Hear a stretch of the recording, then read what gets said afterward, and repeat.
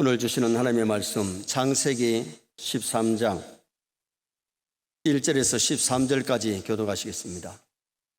아브라함이 애굽에서 그와 그의 아내와 모든 소유와 롯과 함께 네겝으로 올라가니 그가 네겝에서부터 길을 떠나 베델에 이르며 베델과 아이 사이 곧 전에 장막 쳤던 곳에 이르니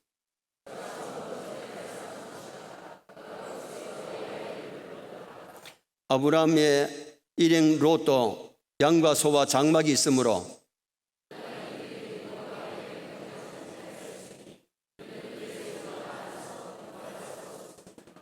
그러므로 아브라함의 가축의 목자와 롯의 가축의 목자가 서로 다투고 또 가나안 사람과 브리스 사람도 그 땅에 거주하였는지라.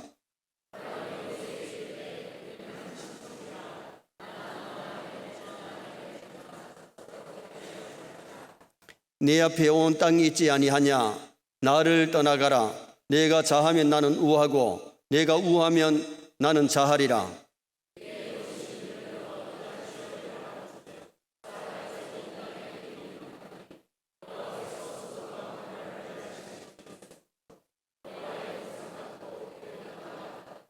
그러므로 롯이 요단 온 지역을 택하고 동으로 옮기니 그들이 서로 떠난지라.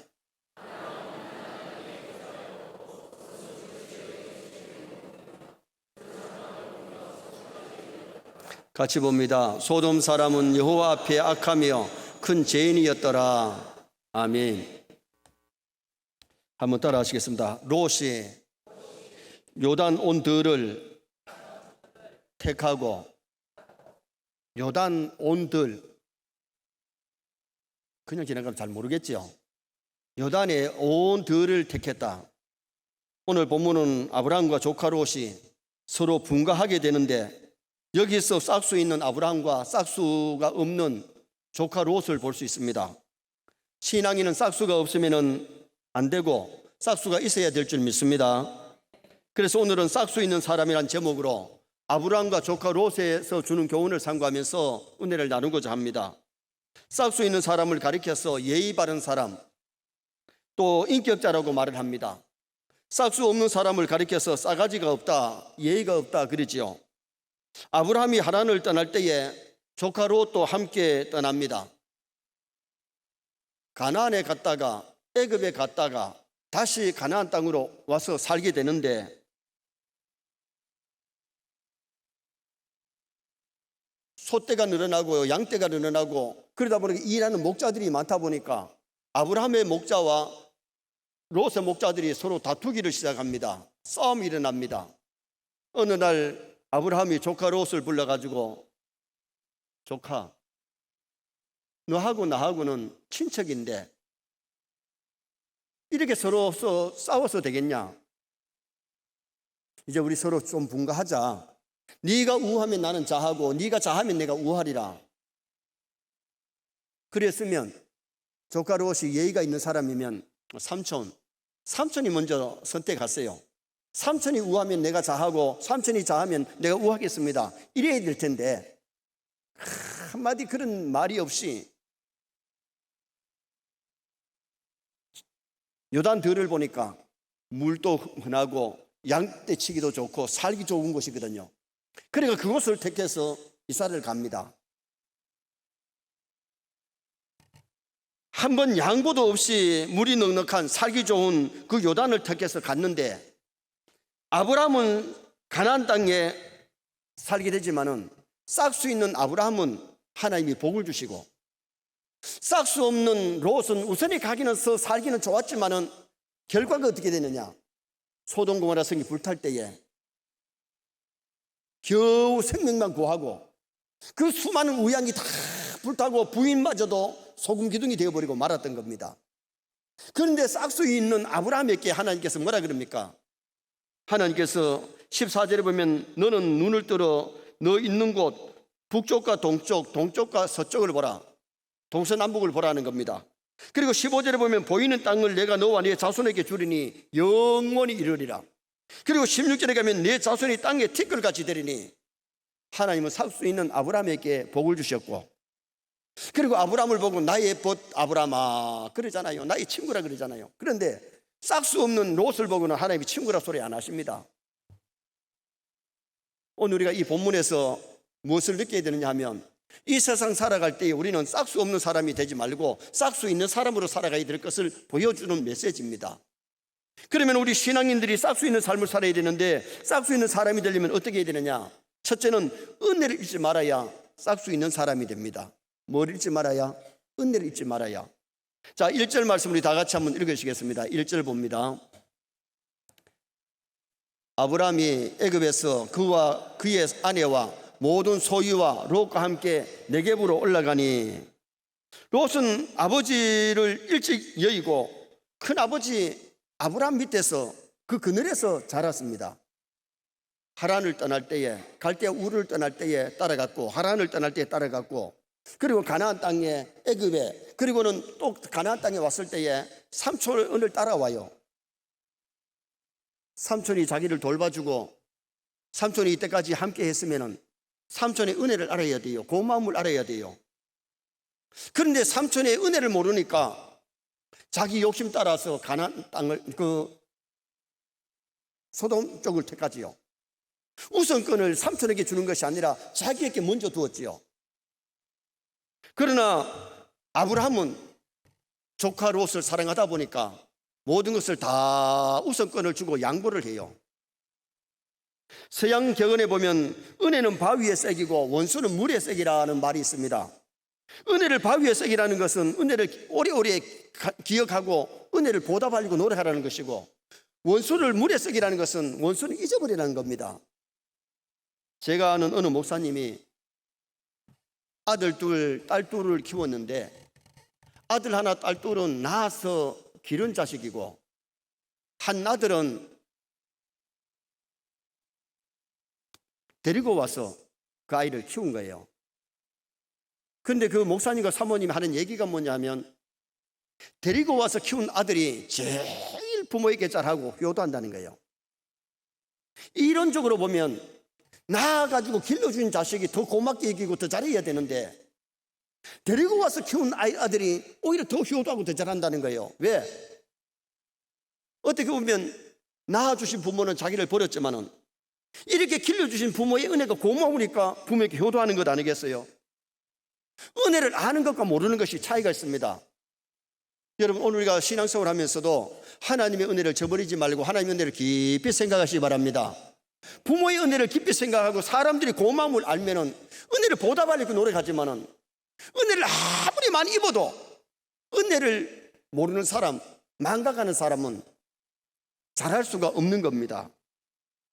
누가복음 17장에 보면 10명의 한센시 환자들이 예수님을 통해서 다 고침받았습니다. 9명은 친척 만나고 친구 만난다고 다 가버리는데, 사마리아 사람 한 사람만이 예수님께 달려와서는 큰 절을 하면서, 선생님, 예수 선생님 감사합니다. 내 썩어져가던 몸이 나섰습니다. 사람 대접 못 받던 나를 사람 대접받게 하시니 고맙습니다. 그러면서 살해했을 때에 예수님이 9은 어디 갔느냐? 9은 안 나섰기 때문에 안 온 것이 아니고 다 고침받았지만은, 은혜를 아는 한 사람만이 와서 살해했을 때에 예수님이 그 사람을 칭찬하시는 모습이 나와요. 엘리자베스 1세의 일화가 있습니다. 엘리자베스 1세 여왕은 남아프리카 연방의 통합을 위해서 전략적으로 중요한 역할을 하던 남아프리카 추장 여러 명을 초청해 가지고 영국 왕실에 초청해서 만찬을 베풀었는데, 이미 그 전에 오리엔테이션을 했다는 겁니다. 음식을 잡술 때는 어떻게 잡수고 어떻게 예의를 갖추라고 했는데, 그 사람들이 숟가락과 젓가락을 안 쓰다가 써보니까 너무 힘드니까 한 추장이 그냥 손으로 막 이렇게 쭉쭉 먹는 거예요. 그랬더니 영국의 강도들이 눈살을 찌푸리고 긴장을 하자 잠시 여왕이 웃으시더니만은, 여왕도 젓가락과 숟가락을 놓고서는 손으로 이렇게 음식을 먹기 시작했습니다. 그러니까 다른 강요들도 같이 손으로 음식을 먹었는데, 먹고 나서 여왕이 연방의 통합을 얘기했을 때에 그 추장들이 다 오케이 해서 일이 순조로웠다는 겁니다. 그런데 그것을 이해하지 못하고 그때에 왜 예의를 갖추지 않느냐고 호되게 책망했으면 그것은 성사될 수가 없었다는 거죠. 오늘 우리가 이 세상을 살다 보면 좀 남을 배려해야 될 줄 믿습니다. 이해해야 될 줄 믿습니다. 그리고 오늘 우리가 예의 바른 사람이 되면, 은혜를 알고 예의 바른 사람이 되고, 남이 좀 연약할 때에 그것을 이해하는 사람이 되면 오히려 사회에서 더 인정받고 존경받을 수 있는 성도가 될 수 있는 거죠. 만물의 영장인 사람이 은혜를 감사하고 보답해야 되는데 은혜를 병망덕할 때에 이사야 1장에 보면 하나님의 은혜를 저버린 이스라엘 백성들을 향하여 이사야 선지자가 외침이 뭡니까? 하늘이여 들으라, 땅이여 귀를 기울이라. 소도 임자를 알고 나귀도 구유를 알건만은 내 백성은 알지 못한다. 소도 임자를 알고 나귀도 구유를 아는데 하나님의 백성들이 하나님의 은혜를 저버렸을 때에 이사야 선지자를 통해서 외침의 소리였습니다. 에베소 2장 8절에 너희가 그 은혜를 인하여 믿음으로 말미암아 구원을 받았으니 이것이 너희에게서 난 것이 아니요 하나님의 선물이라. 우리는 구원받은 은혜, 하나님의 자녀된 은혜, 독생자 주신 은혜, 천국 백성 은혜를 늘 기억하시기를 바랍니다. 하나님의 이 은혜를 기억하면 늘 감사할 수 있고 기뻐할 수 있는데, 하나님의 은혜를 저버리면 내 조금 바쁘면 예배도 빠지고, 내 조금 힘들면 주신 사명도 게을리 할 수밖에 없어요. 그러나 하나님의 은혜 은총을 깊이 생각하는 사람은 늘 감사하며 살고 기뻐하며 살고 주신 사명을 잘 감당할 수 있다는 겁니다. 그 다음에 오늘 우리가 부모의 은혜도 마찬가지잖아요. 낳아주시고 길러주신 부모의 은혜를 알면 부모에게 효도하려고 하는데, 부모의 은혜를 모르면 부모를 귀찮아합니다. 그리고 부모를 돌보지 않는 겁니다.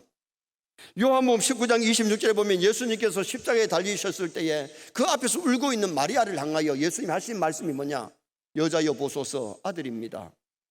어떤 사람은 여자여 했기 때문에 어떻게 그래 싸가지 없게 말을 하느냐 그러시는데, 그게 싸가지 없는 말이 아니에요. 거기 여자여 하는 칭호는 여왕을 부르는 칭호입니다. 원문의 뜻이. 그리고 예수님은 사랑하는 제자에게 내 어머니다, 네가 어머니, 내가 일찍 가니까 내 어머니 좀 부탁한다. 그래서 사도 요한이가 마리아를 에베소에 목회하면서 잘 모시다가 돌아가셨을 때에 장사를 지내서 무덤이 있는 겁니다. 여러분, 우리가 부모의 은혜를 알면 부모에게 병망덕할 수 없어요. 부모님께 뭔가 보답하려고 노력하고 효도하는 자식이 될 수 있는 거죠. 스승의 은혜와 잘해주는 분들의 은혜를 기억해야 됩니다. 싸가지 없는 가룟유다는 예수님이 그렇게 사랑을 베풀고 은혜를 베풀었지만은 예수님을 팔아먹고 병망덕하고 말았잖아요. 사람이라는 것은 은혜를 알아야 사람이지, 은혜를 저버리면 짐승보다도 못한 겁니다. 은혜를 저버리면 싹수 없는 사람이 되고, 은혜를 기억할 때에, 은혜를 알 때에 싹수 있는 사람이 될 수 있다는 겁니다. 그래서 우리 세뇌 모든 성도가 이 세상 살아갈 때에 싹수 있는 사람 되시기를 축원합니다. 은혜를 기억하고 은혜를 보답하려고 노력하는 성도가 되어야 됩니다. 그 다음에 두 번째는, 싹수 있는 사람은 사랑을 베풀며 주는 사람이 싹수 있는 사람입니다. 자, 9절 말씀도 다 같이 한번 읽으시겠습니다. 내 앞에 온 땅이 있지 아니하냐? 나를 떠나가라. 내가 자하면 나는 우하고 내가 우하면 나는 자하리라. 아브라함은 조카 롯을 사랑하기 때문에 서로 다투는 것이 가슴 아팠어. 지금 분가하자는 겁니다. 그런데 사랑하기 때문에 우선권을 조카에게 다 주었습니다. 여러분, 사랑하지 않으면 우선권을 못 줍니다. 사랑하기 때문에 우선권을 다 줄 수 있죠. 부모가 자식을 사랑하기 때문에 자식일 때 다 줘도 아깝지 않은 것이, 그게 부모의 사랑입니다. 자식들은 부모님께 용돈 드리라 그래도 매달 용돈 못 드리는 경우가 많잖아요. 아까우니까.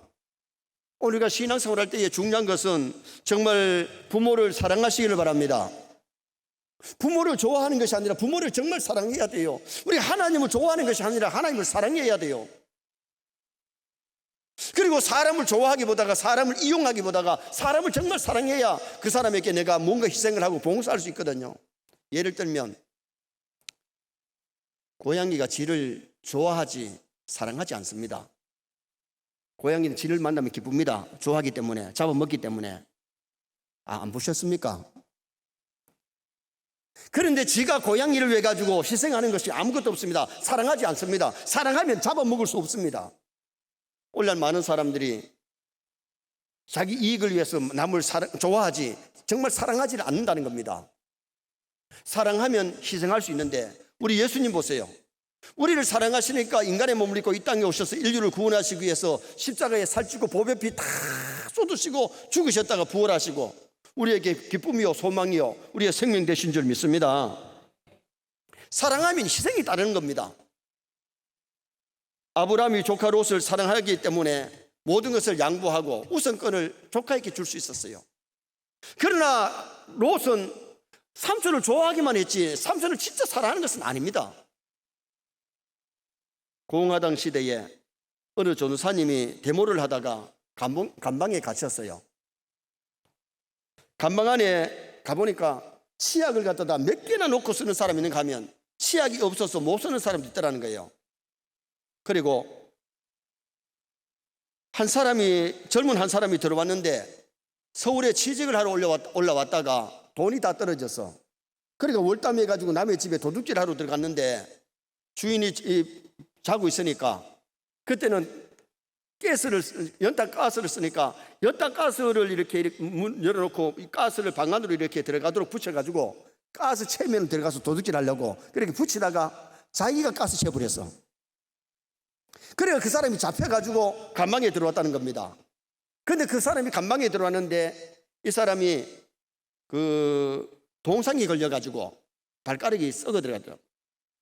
근데 이 전도사님이 자기 속옷을 벗어가지고는 발을 감싸주고 치료를 하고 기도를 했더니 이 새살이 살아나와가지고 이 사람이 고쳐졌다는 겁니다.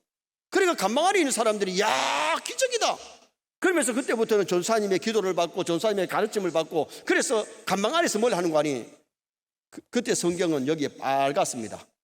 그 성경을 가지고 성경을 가르치면서 성경 공부를 하니까 감방장이 조금 전에는 이 전도사가 들어오기 전에는 자기 말을 잘 들었는데 지금부터는 전도사님 말을 듣고 전도사님한테 지도를 받으니까 이 기분이 나쁜 거예요. 그래서 이 사람이 고발하기를 저 전도사라는 사람이 빨간 책을 가지고 빨개 교육시킨다 이래 보고를 해가지고 그래가지고 여러 사람 있는 방에서 독방으로 옮기게 하더랍니다. 독방에 가니까 속옷을 갖다가 그렇게 속내일을 그 사람 돌보는 데 써버렸기 때문에 속옷이 없으니까 참 춥더래요. 감방에 여러 사람 있을 때는 추우면 갖다가 막 그냥 껴안고 자고 하면은 그래도 따뜻했대요. 그래서 지금 현재 너무 추워가지고 잠을 못 자니까 전도사님이 성경을 놓고는 불이라는 곳은 다 찾았대요. 호렙산 까시던 불, 모세가 까시던 불 보고 은혜를 입었고 갈멜산성에 엘리야 제단에 불이 임해가지고 그 기적이 났는데 불을 찾으면서 쭉 읽다가 그 방이 후끈해지면서 몸이 따뜻해지더래요. 누가 와서 날로 피운 것도 아니고 그런데 하나님의 놀라운 역사로 말미암아 감방 안이 따뜻해지면서 추위를 이겼대요. 여러분 남을 돌보고 희생하면 불이 임할 줄 믿습니다. 정말 여러분 우리가 중요한 것은 이 세상 살아갈 때 할 수만 있다면 한 사람이라도 더 사랑하고 남들을 돌보고 남에게 유익을 주는 그런 삶을 사는 것이 이게 사랑이에요. 사랑에는 희생과 책임이 따르고 사랑하지 아니하면 희생과 책임이라는 것이 없어요. 고양이가 쥐를 잡아먹고 무슨 책임을 집니까? 좋아하지 사랑한 것이 아니거든요. 여러분 부모가 자식을 사랑하기 때문에 자식이 사고를 쳐가지고 구치소에 있어도 그래도 그 자식을 찾아가고 그러잖아요. 왜? 사랑하기 때문에.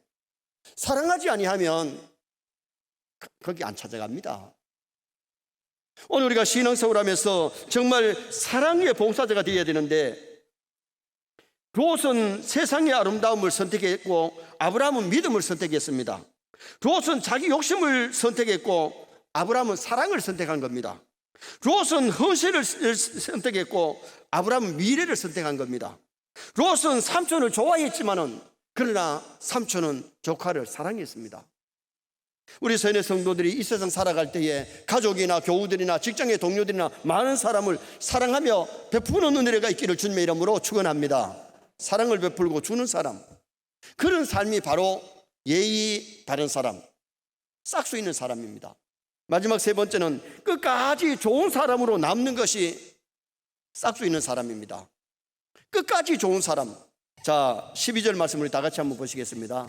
아브라함은 가나안 땅에 거주하였고 롯은 그 지역의 도시들에 머무르며 그 장막을 넘겨 소돔까지 이르렀더라. 자, 이렇게 나누인 다음에 얼마쯤 있다가 아브라함이 야 조카야 우리 한번 좀 이제 다시 바꿔 살자 그러지 않았어요. 끝까지 베풀고 주고 돌봐주는 아브라함. 그리고 거기 살다가 조카 롯이 다른 사람들에게 온 가족이 붙잡히고 조카가 붙잡히고 재산이 다 빼앗겼는데 아브라함이 318명의 군사를 데리고 가서 다 찾아가지고 조카에게 주는 모습이 14장에 나와요. 어떤 사람은 처음은 참 잘하는데 끝에 가서 배신하는 사람이 있고 끝까지 잘해주는 사람도 있다는 겁니다. 다윗과 요나단을 보면은 끝까지 사랑하지요. 물론 처음도 잘해야 되지만 끝까지 잘해주는 것이 의리 있는 사람입니다. 할렐루야. 처음에는 잘하다가 나중에서 배신해버리고 돌아서는 것은 잘하는 것이 아니거든요. 상간도 끝까지 밑에 사람이 잘해주는 사람이 가면 나중에는 잘해주지 않는 사람이 있고 밑에 사람도 위 사람에게 끝까지 잘해주는 사람이고 끝에 가서는 배신하는 사람이 있다는 거지요. 예수 믿는 사람은 죽을 때까지 싹수 있는 사람이 되어야 되는데 끝까지 잘해주는 것 이게 중요하다는 거예요. 제가 어느 글에서 읽은 얘기인데 현대판으로 각색한 흥부와 놀부 얘기입니다. 흥부와 아내가 호숫가를 이렇게 거닐다가 흥부 아내가 못에 빠져버렸어요. 호수에 빠져버렸어요.